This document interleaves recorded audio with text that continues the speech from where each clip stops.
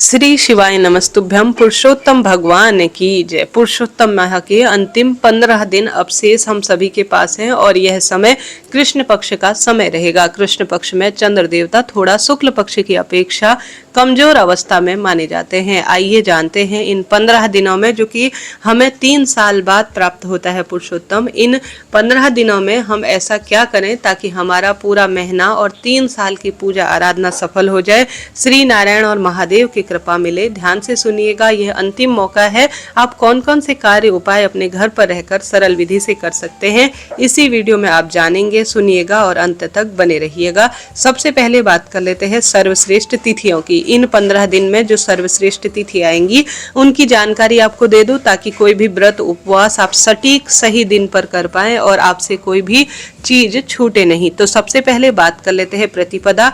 1 मई से अर्थात 1 जून से प्रतिपदा है और सर्वश्रेष्ठ रूप में जो चतुर्थी का व्रत है इस महीने के, वह बुधवार 3 जून को किया जाएगा। इसके बाद बात कर लेते हैं अन्य तिथि की।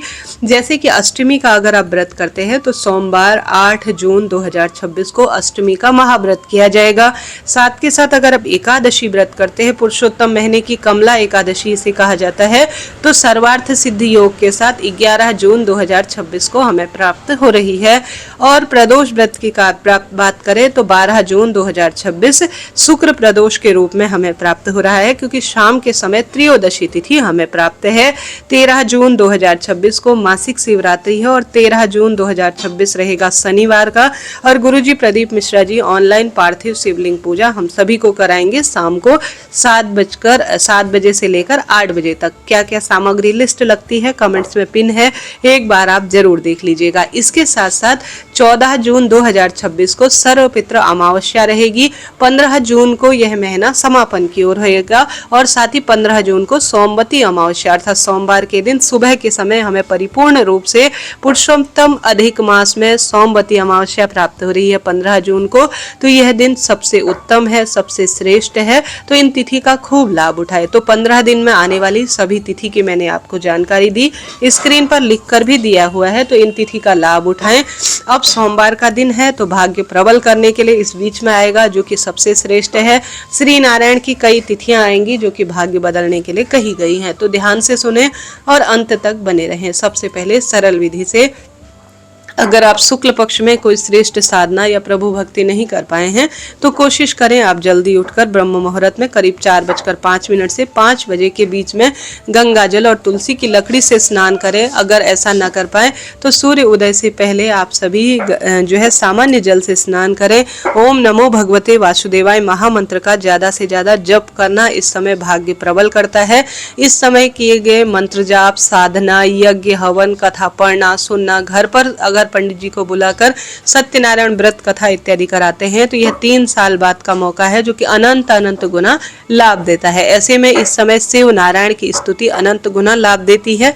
इसके पीछे कारण है कि हरिहर पूजा आवश्यक है, नारायण पूजा ही करते हैं तो यह ठीक नहीं है। पहले महादेव, श्री नारायण दोनों एक दूसरे के पूरक हैं, तो इस श्रेष्ठ समय में ज्यादा से ज्यादा शिव नारायण की आप पूजा में अपना समय व्यतीत करें।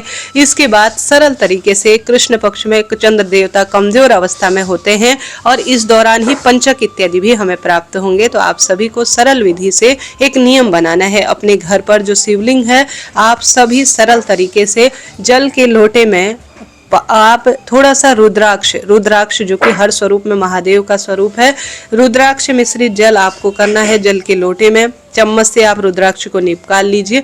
कितने भी मुखी रुद्राक्ष हो चलेगा, कोई दिक्कत की बात नहीं। अपने घर के मंदिर में 12 ज्योतिर्लिंग का ध्यान करते हुए और साथ के साथ महामृत्युंजय मंत्र का उच्चारण करते हुए शारीरिक, मानसिक, आर्थिक कष्ट बंधनों से मुक्ति मिले और खुशियां परिवार में बनी रहे, इसके लिए आपको कृष्ण पक्ष में नियम से यह बात आपको नोट करनी है कि रुद्राक्ष मिश्रित जल और साथ ही चंदन और बेलपत्र, 5 की संख्या में बेलपत्र बहुत शुभता देती है। शिवलिंग पर अपने घर के मंदिर में में या महादेव के मंदिर में आपको लेकर चले जाना है। शिवलिंग पर आप 12 ज्योतिर्लिंग और महामृत्युंजय मंत्र का जप करते हुए शिवलिंग पर जल चढ़ाएं और उस जल को रुद्राक्ष मित्र प्राप्त कर लें और 5 स्थानों पर आप बेलपत्र चढ़ाएं और 5 स्थानों पर रोज नियम से 15 दिन चंदन लगाएं।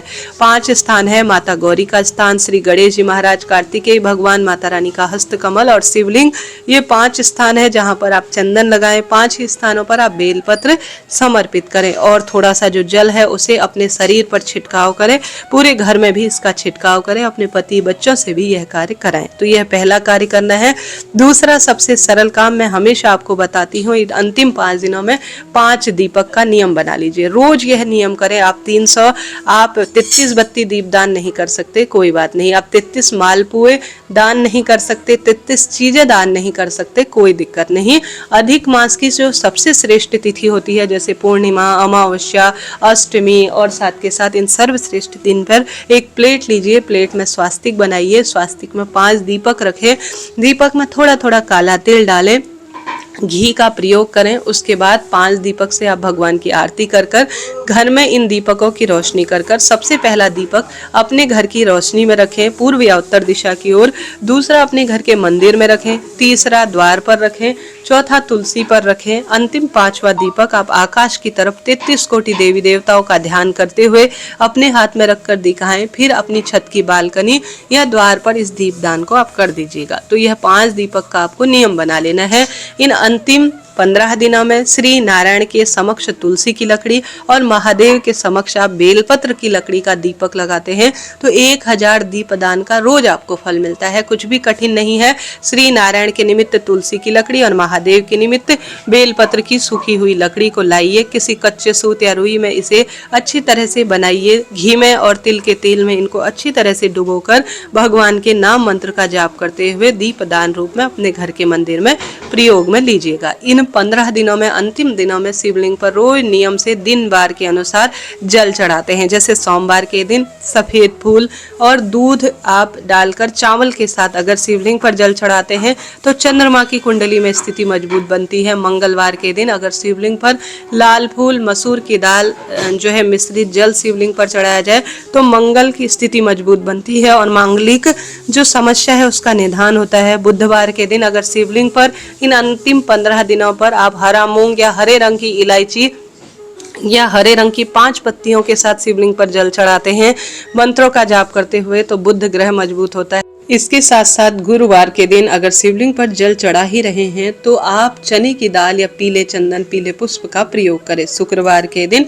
इत्र का प्रयोग करना या लाल चंदन, लाल फूल के साथ शिवलिंग पर जल चढ़ाना लाभ देता है। शनिवार के दिन काली वस्तु जैसे काला तिल, लौंग और काली जो इलायची वगैरह होती है, किसी भी स्वरूप में काली वस्तु, इसे शिवलिंग पर जल चढ़ाने से शनि राहु संबंधी परेशानी दूर होती है। रविवार के दिन शिवलिंग पर जल चढ़ाने से गेहूं के साथ या लाल चंदन के साथ या शहद के साथ सूर्य भगवान की स्थिति मजबूत होती है क्योंकि शिवलिंग के आसपास ही हमारे नवग्रह विराजमान होते हैं। ऐसे में इन अंतिम 15 दिनों में लाभ उठाएं और इन वस्तुओं को आप शिवलिंग पर जल चढ़ाने के प्रयोग में लीजिएगा। इससे श्री नारायण तो प्रसन्न होते ही हैं, साथ ही महादेव की भी कृपा मिलती है।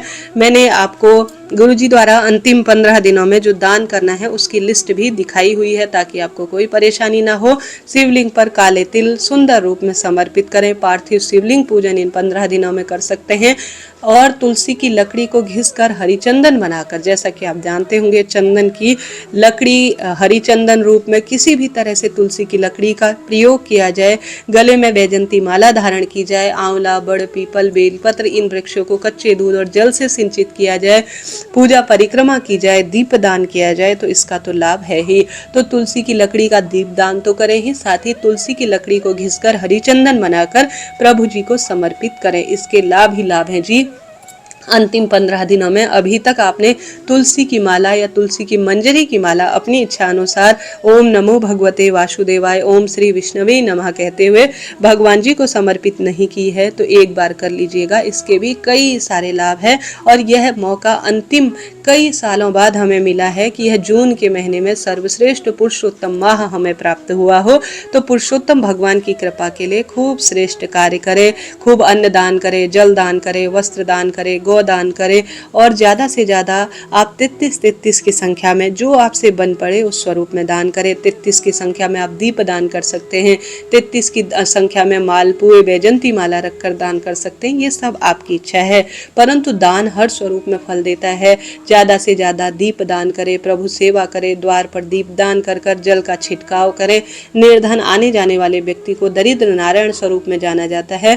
आप उनके निमित्त कुछ ना कुछ अपने घर पर, जैसे कोई भी वस्तु हो, घर पर बिस्किट के पैकेट आप लाकर रखें, खाली हाथ किसी को ना जाने दे। तत्काल रोटी बनी नहीं होती तो तत्काल भूख मिटाने के लिए बिस्किट इत्यादि, जल इत्यादि की सेवा आप पशु पक्षियों के लिए किसी न किसी स्वरूप में जो है करने का प्रयत्न करें। नाम जाप करें, ज़्यादा से ज़्यादा सुंदर जो पुस्तकें होती हैं उनके पठन पाठन में अपना समय व्यतीत करें। समय और भाग्य बदलते देर नहीं लगेगी। तो इस तरह से यह जानकारी थी जो मैंने आपको दी। तो इन अंतिम 15 दिनों में लाभ उठाएं और विशेष विशेष तिथि में जो मैंने व्रत की आपको जो दिन बताए उनका अनंत गुना लाभ जो है उठाएं, उनमें व्रत करें, उनमें दान पुण्य करें, धर्म कर्म के कार्य करें और ज़्यादा से ज़्यादा प्रभु भक्ति करें। अभी के लिए इतना ही जी। राधे राधे, जय श्री कृष्णा। जरा सा भी वीडियो उचित उपयोगी रहते हैं तो कमेंट्स बॉक्स में जरूर से लिखें। राधे राधे।